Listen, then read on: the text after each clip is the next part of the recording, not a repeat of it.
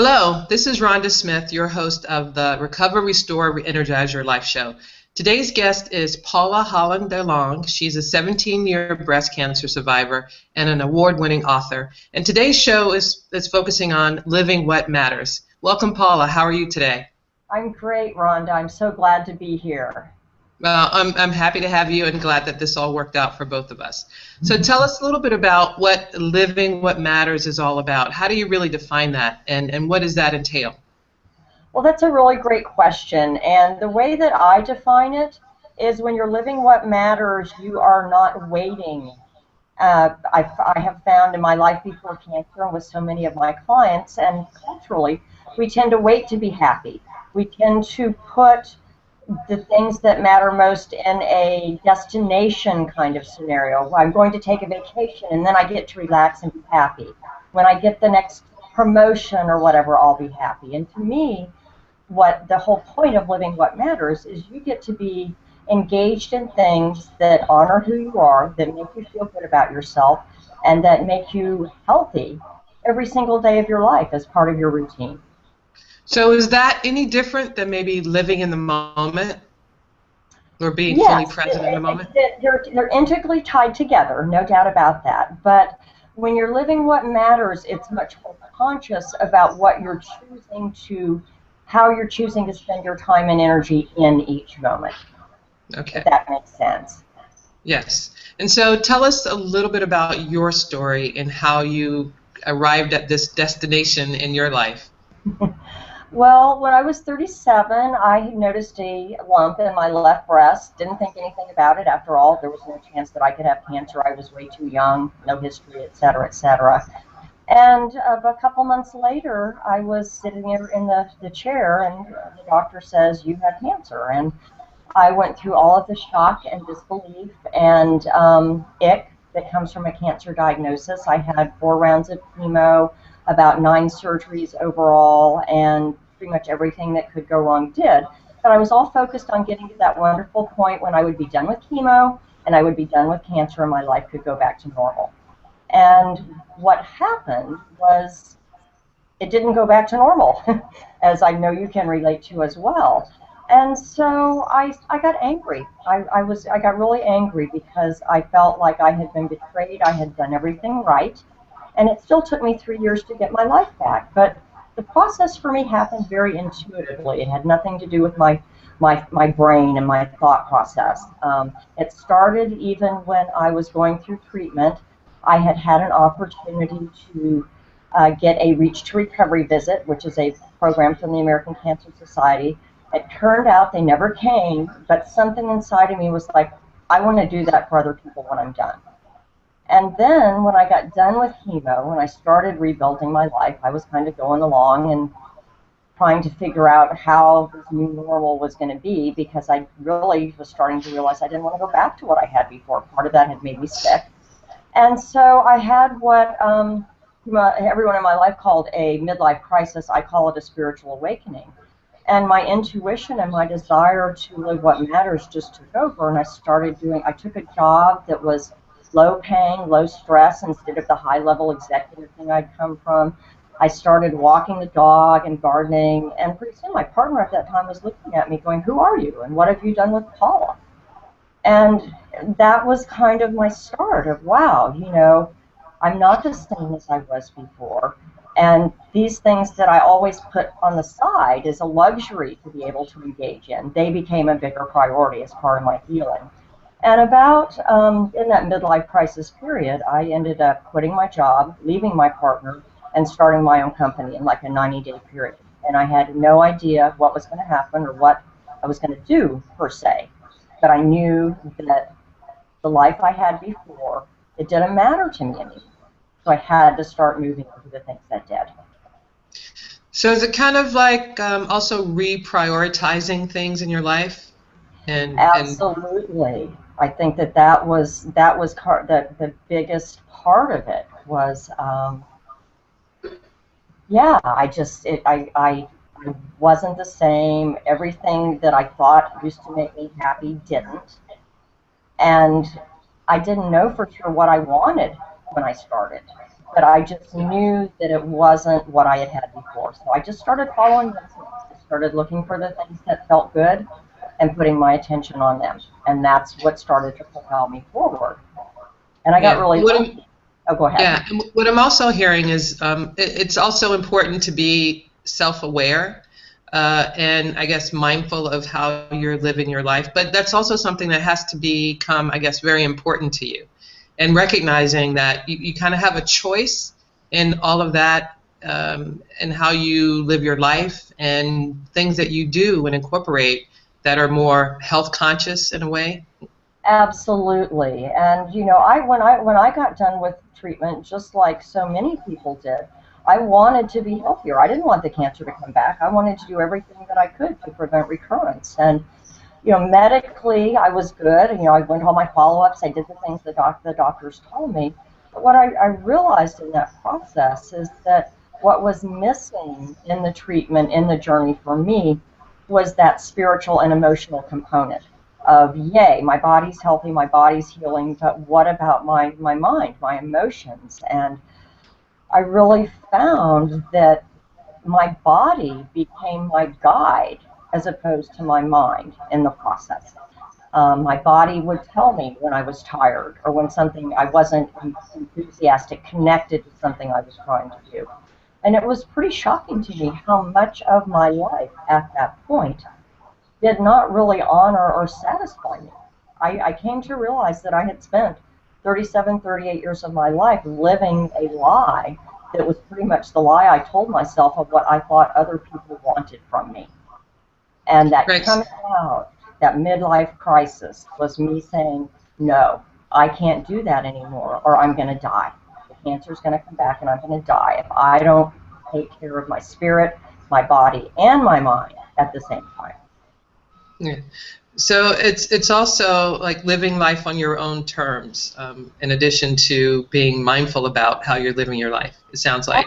That is so true. That is so true, Rhonda. You're doing such a great job of articulating what I'm trying to say here. Because choice is at the root of why I believe living what matters creates health, creates vitality. It re-energizes you. And it's, how should I say this?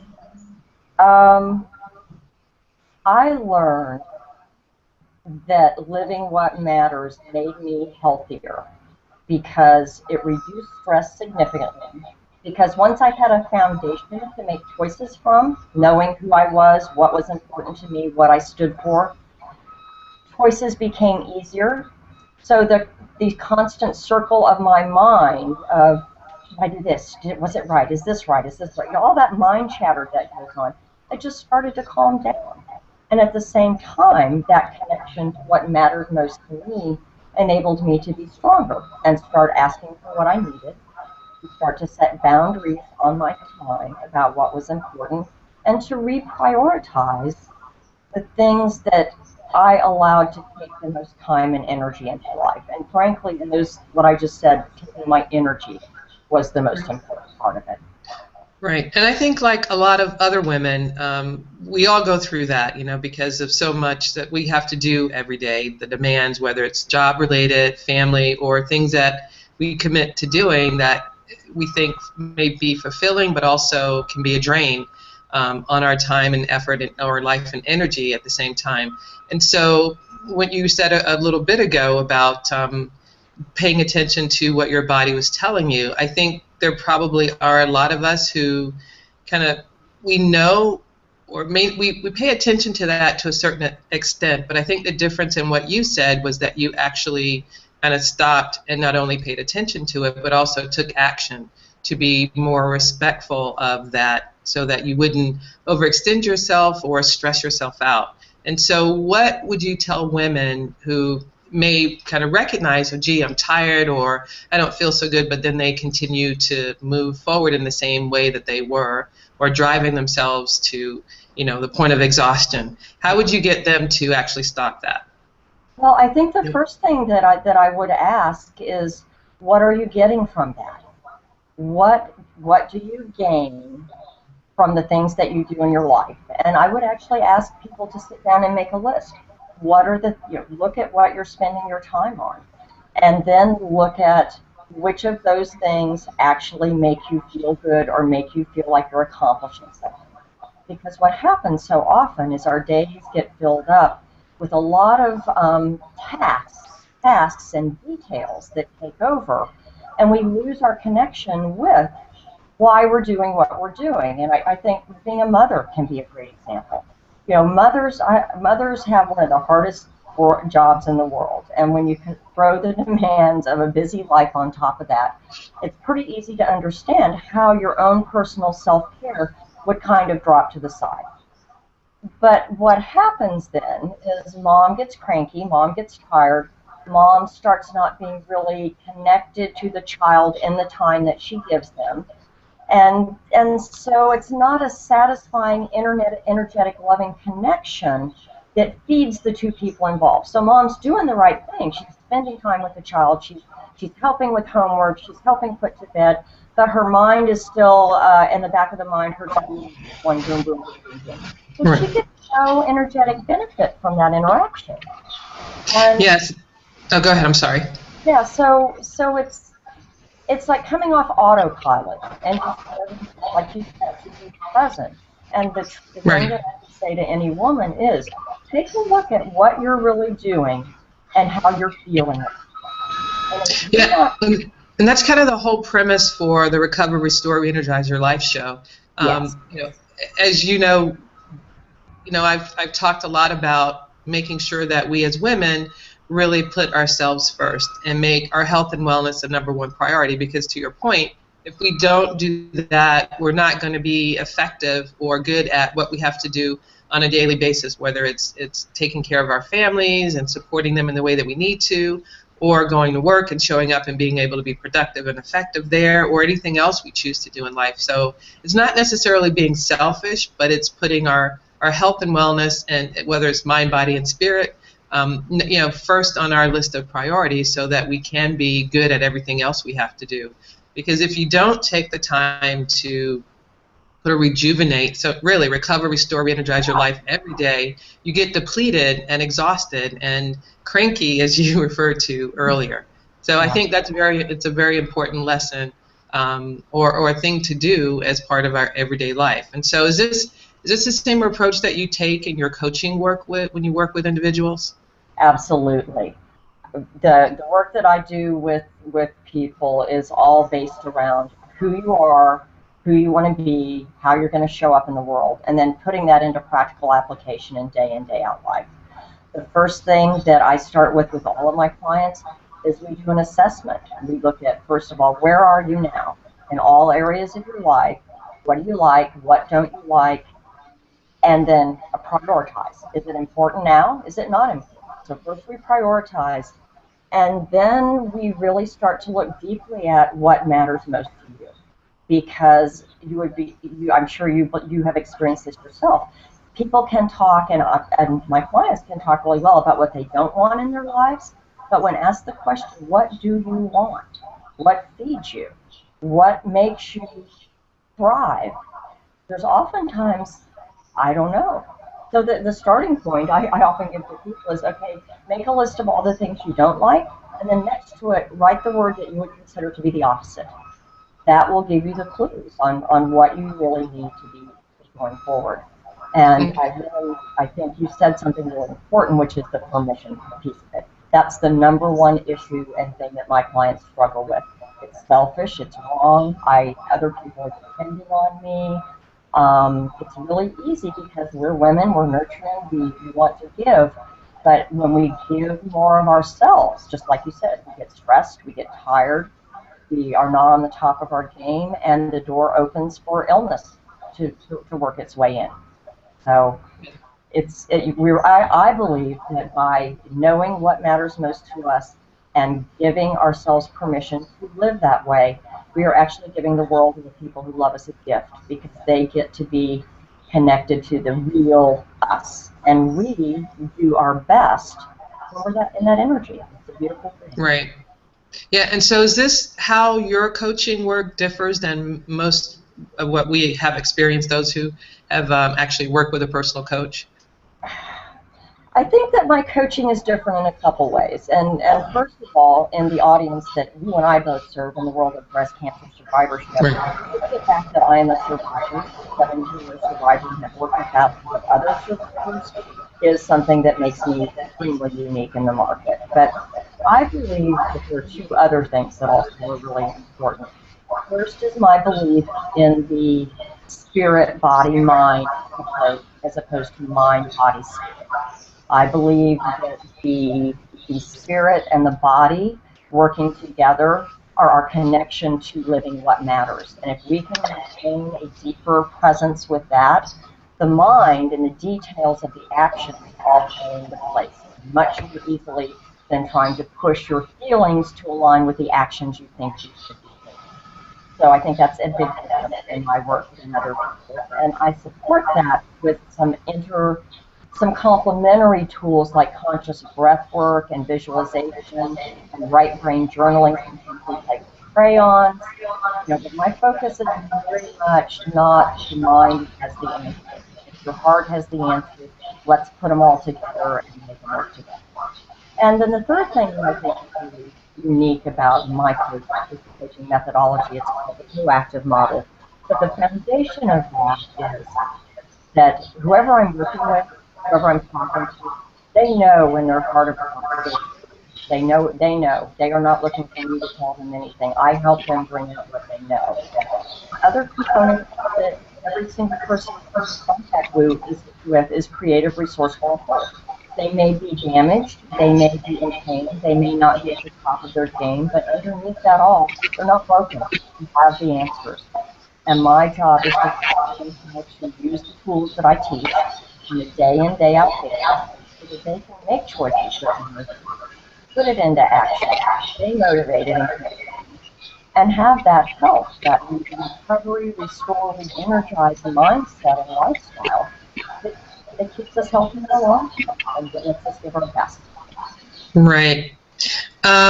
So I'm seeing some things going on here. I don't know what's going on with the video, but hopefully it'll correct itself and the guy will edit this part out. But anyway, so I know a lot of us, we talk a lot about what's important to us, and we speak from our passion.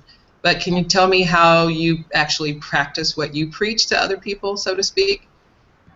I would love to. I think the biggest thing for me to overcome in this shift in my life was permission.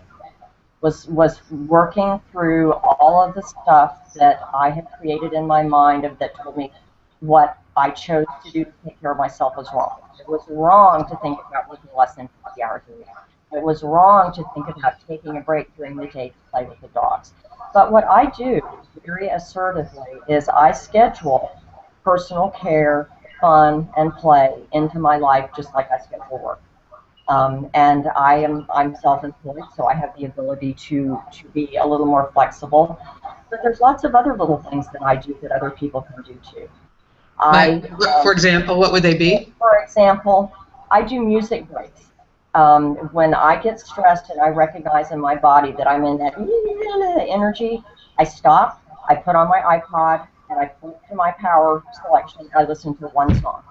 It is amazing what one song can do to turn you upside down. And what song is that, just out of curiosity? What song is that? Right now, one of my favorites is Heart of a Woman by Melissa Etheridge. It's just all about this time, this age that we're in, the feminine energy is going to save us, basically, and I believe that. And I'm a big fan of Pink. I like a lot of her songs because I like her It's My Way or the Highway attitude. She really inspired me to to not be afraid of what other people think. And so I have a whole playlist of about 20 or 30 songs that I go. I mean, Respect. You can't go wrong with that song. I mean, you mean Aretha Franklin's Respect? Yeah, I mean, everybody has a song that makes them smile. Yeah. But that's one of the songs that actually works for me too.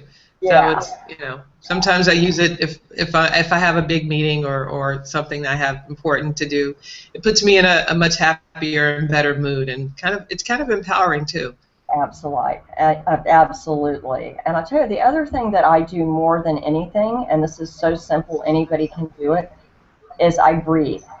I literally, I do conscious breath work, and that's one of the things I'm going to be teaching going forward this fall. But literally, anybody, when you're stressed out, you're freaking out, the world looks like it's going crazy, the number one thing to do is just stop. Take 3 big, deep breaths with a big when you're exhaling, and immediately it brings you back to what's important. It shuts down the chaos of the emotions, and you can come right back. I do that when I'm apprehensive about something that I'm getting ready to do. I'll say, okay, I'll take 3 breaths. I'm also a big believer in mantras. I tell myself, go Paula, go Paula, go Paula, before I get started. You know, Right. I have a tool that I use with myself and my clients. I give myself a standing ovation when I do something awesome. I stand up and I literally, yay, you know, and I mean, people listening probably think that sounds crazy, but it works. No, there's nothing wrong with celebrating yourself and celebrating your successes, because sometimes we don't get it from anywhere else if we don't do it for ourselves, right? Oh, that's so true, and I think that that's why relationships struggle sometimes, you know, because we all want to be heard, we want to be acknowledged, and we don't always get that from the other people in our lives. So I say, as part of living what matters, and certainly part of recovering, restoring, and re-energizing, is celebrate your successes. Right. Um, and that actually brings me to one other thing that I want to say that I meant to say earlier and I didn't. The one other thing that I would say to any woman who is alive on this planet, the number one piece of advice I would give you is that to live what matters, to be present, to get that joy in the day and day life, it's really important that you recognize that life happens in the moments of every single day, and that progress, making progress rather than getting to the end goal or being perfect at whatever's happening, if you can stay focused on the progress and the fact that you're in motion, your life there's a freedom in that that just opens everything. So for those of you out there, I'm sure there are none of you who are going, oh, but I have to be perfect. I'm committed to being perfect. I would really ask you to, again, ask yourself, what do you ultimately really get from being perfect that you might not get from being 90%? Because that perfection is a curse as far as I'm concerned. Yeah. It's the number one zapper of happiness, energy, productivity, and the ability to live what matters. Yeah. So it's just like, when people always talk about finding balance in your life. I used to believe in striving for perfection, but I don't know if that's something that we will ever achieve or things will ever be completely perfect. But what I try to do is strive for excellence, and you're always going to continually improve. And I think just like the concept of having balance in your life, I don't know if that will ever exist. Maybe for a hot second you'll have everything in complete balance. But I think for me, what I've learned is creating the life that I want that works for me and makes me happy, which is different than trying to, have, equality in a sense across everything that I'm involved in my life. It's just impossible to do that. And so I found more satisfaction and fulfillment in working to create the life I want, and understanding what that looks like and how that feels for me, which is the most important thing. And so when you talk about living what matters, the thought that crosses my mind is that you are the person that really matters in your life the most. I mean, of course, we have loved ones and partners and family and spouses and whatnot that matter to us or are important to us, but at I think the very beginning of that process starts with you, and recognizing and respecting the fact that you matter, and being and honoring that so that you can make the right choices in terms of how you live your life. At least that's what I'm hearing from you. Absolutely, and I couldn't have said it better myself, because that really is the truth. And it's an alien concept in a way. Like I said, I don't think I ever have a client come into my practice who is totally grounded in that. That's almost always a starting point for our work of how do you find that. You nailed it with balance too. There's never going to be total balance. But what living what matters does on a day in, day out basis is it balances what your spirit needs to be healthy in terms of feeding what makes it feels good, honoring the essence of who you are to some degree. I mean, you're 100% is never probably going to happen, but it makes all the difference, and it shifts the way that you feel about your life into such a way that it becomes where you're driving again. And I think that's, for me, the cancer experience. Cancer shook my belief in my ability to be able to drive my life.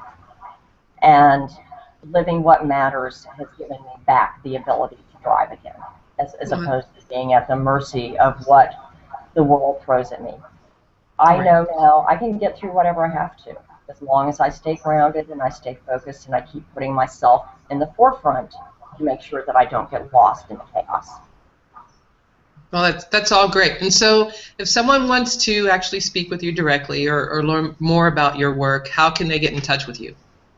They can visit my website at whatsnextformylife.com. It's exactly like it sounds, with the word for rather than the letter or the numeral. You can call me at 954-565-6894, or you can reach out via email at paula@whatsnextformylife.com. I'm also on Facebook, LinkedIn, and Twitter as Paula Holland, Holland, DeLong, DE space LONG. And I offer a free 30-minute phone consultation with anybody who's interested in learning more. So I'd love to speak with anybody who'd like to know more. Okay. Well, thank you very much, Paula. This has been a great conversation. I'm so happy we were able to make it happen. And signing off, this is Rhonda Smith for the Recover, Restore, Re-Energize Your Life show, the show that helps you understand how to live a more vibrant life from the inside out. Thank you and have a great weekend.